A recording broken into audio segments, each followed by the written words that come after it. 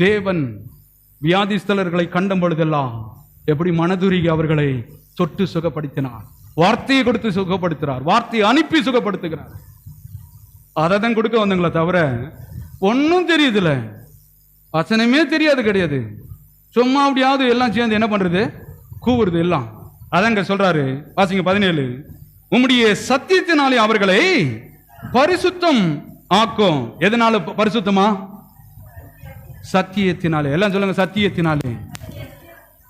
சத்தியம் தான் தேவன், நானே வழியும்.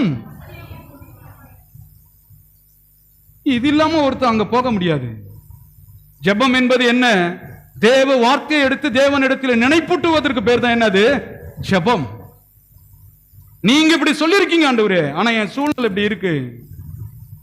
சூழ்நிலை பெருசா, வார்த்தை பெருசா? வார்த்தை பெரியது என்பதை அங்கே செய்து முடிக்கிறார். அதங்க சொல்லணுமே தவிர பாருங்க, ஆவியானவர் இருக்கிறாரா? பெட்டி கடை மாதிரி 2 டப்பா வச்சுப்பாங்க பாருங்க வீட்டுங்கள்ல. இது ஒரு கடை. சபையை பிரிக்கிறதுக்கு பிசாசு சத்தியத்தை கேட்க விடாம பண்றதுக்கு எப்படியெல்லாம் ஜனங்களை என்ன பண்றான், வழி நடத்துகிறான். எல்லாம் பாருங்க. அதான் நான் சொன்னேன், 100 பேர் என்னை சேர்ந்து மாத்த நினைச்சாலும் நான் மாற மாட்டேன். ஏன்னா கர்த்தர் அவர் மாறாதவர். நான் ஏற்கனவே மாறிட்டேன்.